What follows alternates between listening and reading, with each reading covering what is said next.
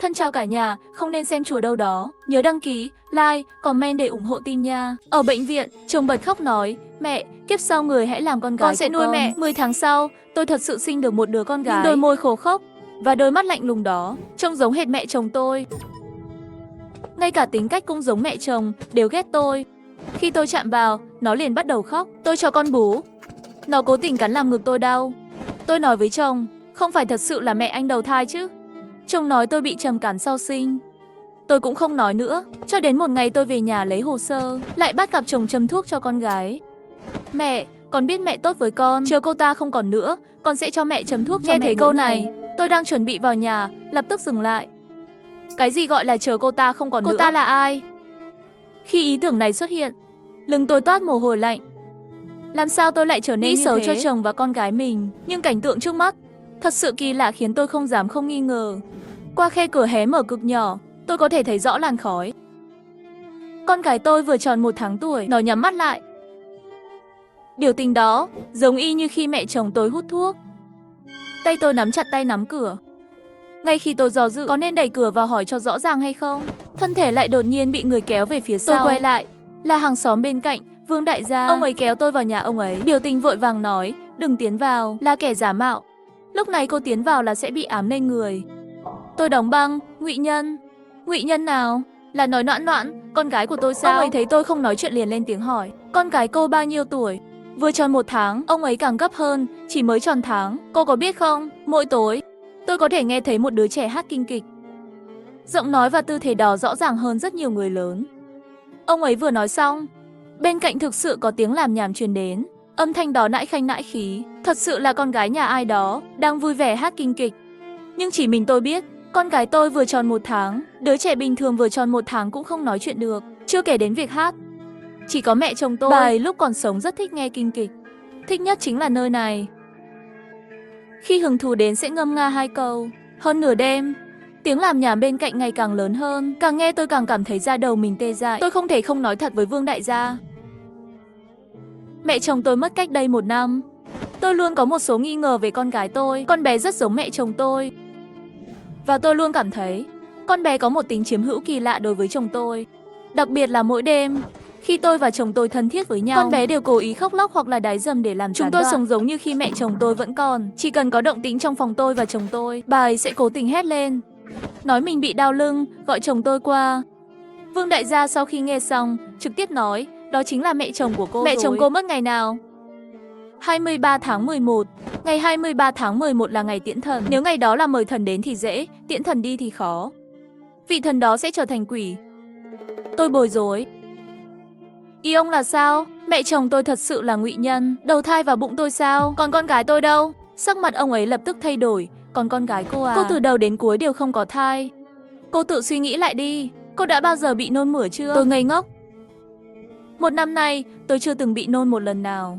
Cũng không muốn ăn thứ gì chua cay. Thậm chí không có cử động của thai nhi. Tôi còn nói với chồng tôi rằng tôi đang mang thai đứa bé thần tiên, không làm phiền tôi chút nào. Vương đại gia thở dài, ở đâu có em bé thần tiên. Cô gái ngốc nghếch, đây là tử cung cô bị ngụy nhân mượn dùng. Sinh ra ngụy nhân. Vương đại gia bấm ngón tay. Ông ấy đã bắt đầu tính toán rồi. Ngày mai là ngày đại âm, ngụy nhân sẽ trở lại nhân gian, vừa đúng vào ngày giỗ của mẹ chồng cô.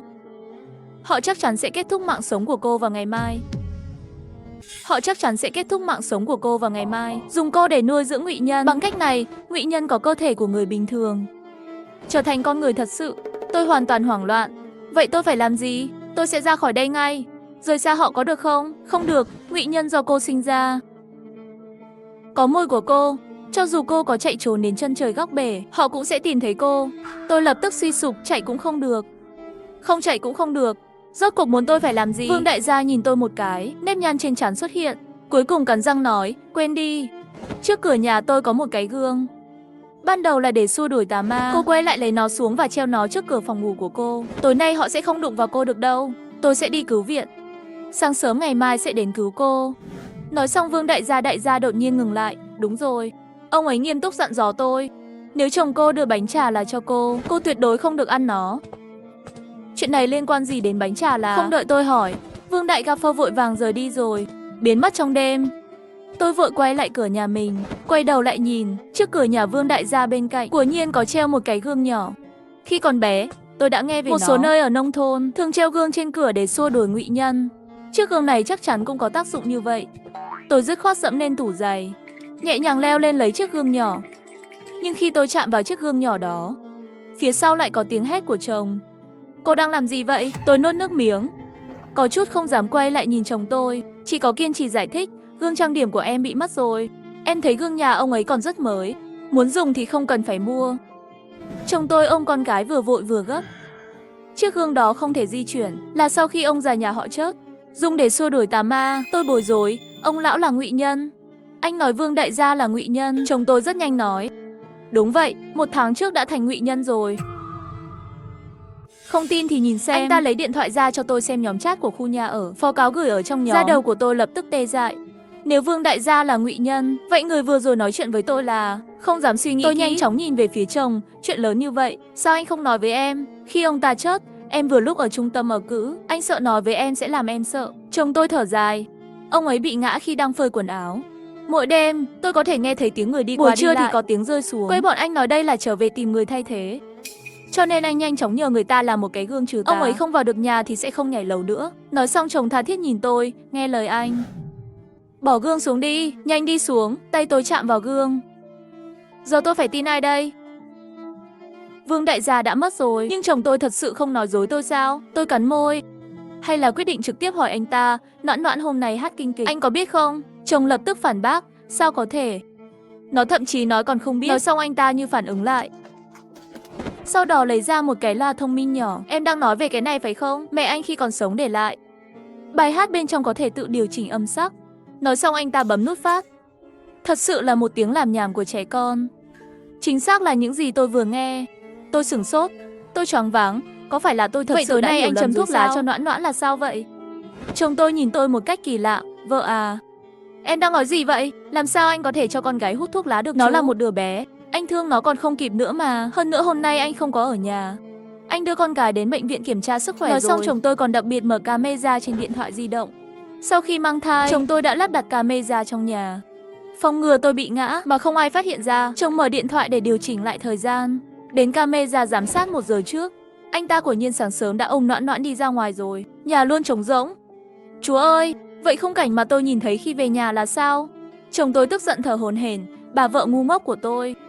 Em đang bị ngụy nhân nhà hàng xóm bên cạnh theo dõi. Ông ấy cố tình dùng ảo giác để lừa em đó. Tôi lập tức hoảng sợ. Thật ra suy nghĩ lại cũng đúng. Tôi và Vương đại gia căn bản không quen biết. Lúc còn sống, ông ấy trong khu này nổi tiếng là người có tính cách kỳ lạ, luôn cô đơn một mình, bắt được ai thì mắng. Sau khi không, lại đột nhiên nhiệt tình giúp tôi. Phải có mục đích gì đó. Nghĩ đến đây, tôi quyết định tin vào bản thân mình. Người đàn ông mà mình đã yêu 7 năm nhanh chóng run rẩy, treo gương trở lại. Nhưng ngay lúc này, tay tôi run lên, chiếc gương rơi xuống đất và vỡ tan tành. Mặt tôi lập tức trắng bệch như giấy. Xong đời rồi, gương bị vỡ, ngụy nhân đó chắc chắn sẽ trở lại trong ngày hôm nay. Tôi cũng hoảng sợ, tự trách bản thân không tốt. Tất cả đều trách tôi khi không lại nghi ngờ chồng tôi làm gì. Anh ta đã ở bên tôi 3 năm, thậm chí còn chưa từng nặng lời với tôi. Ngoại trừ những việc liên quan đến mẹ chồng, anh ta luôn dựa vào tôi trong mọi việc. Còn tôi lại vì một chiêu trò của ngụy nhân mà nghi ngờ anh ta. Chồng thấy tôi tự trách mình, vội vàng ôm tôi, không ngừng an ủi. Không sao đâu. Vợ à, như vậy cũng có sao đâu. Chúng ta cùng nhau đối mặt. Nói xong anh ta kéo tôi cùng nhau trở về phòng. Sau đó nhanh chóng tìm ra một đống giấy vàng từ dưới gầm giường. Bùa chú, tất cả đều được dán lên trên cửa phòng ngủ của tôi. Trên cửa sổ, tôi không biết một người luôn tin vào khoa học như anh ta lấy những thứ này từ đâu ra. Nhưng tôi có thể cảm nhận được sự quan tâm mà anh ta dành cho tôi. Trong khi anh ta bận rộn sắp xếp, tôi cầm lấy điện thoại của anh ta, tìm kiếm phương pháp trừ tà. Nhưng vừa cầm điện thoại lên, thấy có một tin nhắn bật lên, là bạn của anh ta, Lão Lý gửi đến đây. Bệnh u quái thai của người nhà cậu đã tốt hơn chưa? Tôi sửng sốt, u quái thai? Đó là thứ gì vậy? Lão Lý là bác sĩ phòng thí nghiệm của Bệnh viện Sức khỏe bà mẹ và trẻ em. Trước đây kiểm tra sinh sản không xếp hàng được, vẫn là nhờ có hắn ta sắp xếp giúp. Tôi run rẩy mở cửa sổ trò chuyện của họ. Nhưng không ngờ, bên trong tìm thấy một báo cáo kiểm tra sinh sản khác. Rõ ràng viết, không có dấu hiệu mang thai. Ban đầu được xác định là khối u cơ. U quái thai là gì? Tôi mở siêu âm màu. Lúc này mới phát hiện, so báo cáo siêu âm màu mà chồng tôi đã gửi cho tôi trước đây, hoàn toàn trái ngược nhau. Trong tử cung của tôi không có em bé đáng yêu nào ở bên trong. Tất cả đều là răng, tóc dày đặc. Ông trời ơi, vậy thì tôi đã sinh ra cái quái gì vậy? Tôi quay đầu nhìn Noãn Noãn nằm trong nôi, nhưng lại phát hiện con bé luôn mở to mắt, quan sát mọi hành động của tôi. Hàn ý từ chân lan rộng khắp người. Tôi nhanh chóng tắt điện thoại di động, cố gắng vượt qua nỗi sợ hãi của mình. cố gắng vượt qua nỗi sợ hãi của mình. Bế đứa bé lên, Cục Cưng à, con nhìn mẹ làm gì vậy? Mẹ đang giúp bố tìm kiếm, có cách nào trừ tà được không? Người chồng cách đó không xa sau khi nghe thấy liền cười nói, vợ à, không cần em bận tâm đâu, đây đều là bùa bình an anh cầu ở chùa về. Rất linh nghiệm, em đừng lo lắng, có rảnh thì cho Noãn Noãn bú chút sữa đi, chắc là nó đói rồi. Cho con bú, tôi nhanh chóng bế con gái lên trước ngực, con bé ngoan ngoãn tiến lên.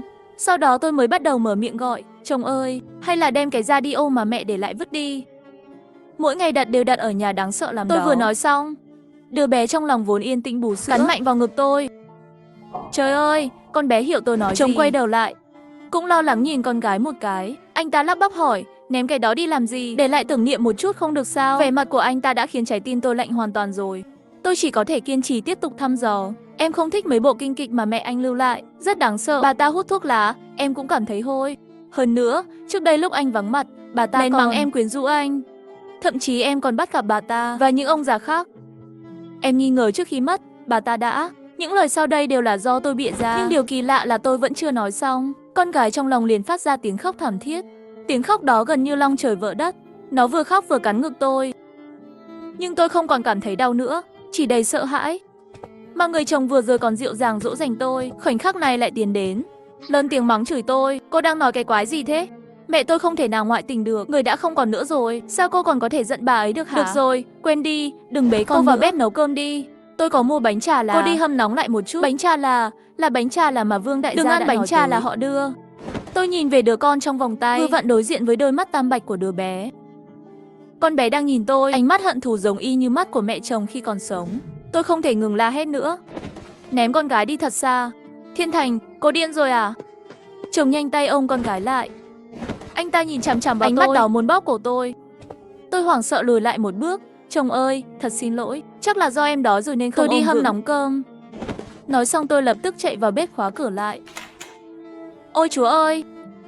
Tất cả các dấu hiệu đều cho thấy con gái tôi thật sự là mẹ chồng tôi. Họ thực sự giống như những gì Vương đại gia đã nói. Mua bánh trà là cho tôi, nhưng bánh trà là này rốt cuộc dùng để làm gì? Là để đầu độc tôi sao? Tôi bỗng nhiên có một tia sáng lóe lên trong đầu. Nhanh chóng lấy một mảnh gương ra khỏi túi. Đây là vừa rồi khi gương rơi xuống đất. Tôi đã lén giấu một mảnh đi. Nếu mảnh vỡ này có tác dụng trừ tà, vậy tôi sẽ thử dùng mảnh gương nhắm vào bát bánh trà đó. Nhưng giây tiếp theo, tôi nhìn vào gương. Bánh trà là mềm ngọt ban đầu, trong nháy mắt, nó biến thành một đống lớn nhau thai. Tôi nôn ngay tại chỗ. Cái quái gì thế này? Ngay lúc này, cửa sổ phía sau tôi bị đập mạnh. Tôi quay lại nhìn qua, ngoài cửa sổ là khuôn mặt trong sạch của Vương đại gia. Nhà tôi là tầng 8, không cần nghĩ cũng biết ông ấy nhất định đang bay ở ngoài cửa sổ. Tôi sắp phát điên rồi. Một con ma nhảy lầu mà chớt ở bên ngoài nhà. Trong nhà có một bà mẹ chồng quỷ thai. Tôi đã tạo ra cái nghiệp gì thế này? Tôi không thể không khóc. Các người muốn gì? Là ép tôi bị làm người thay thế một lần nữa và bị người khác bắt đi để hồi sinh quỷ thai sao? Tôi là một kẻ hèn nhát. Các người có thể đừng làm phiền tôi nữa được không? Trực tiếp cho tôi một cách chớt không đau đớn. Vương đại gia ngoài cửa sổ lại tức giận không chịu được. Ai nói tôi muốn tìm cô làm người thay thế? Cô gái, tôi đến để cứu cô đó. Tôi không tin. Chúng ta bình thường không có bất kỳ liên lạc nào cả. Sao ông có thể có lòng tốt như vậy mà muốn cứu tôi? Đó là vì cô cũng đã từng cứu tôi. Tôi thắc mắc. Khi nào? Mùa đông năm ngoái, tôi bị cao huyết áp ở cổng khu phố, đột nhiên ngất xỉu. Là cô đã gọi bác sĩ cho tôi.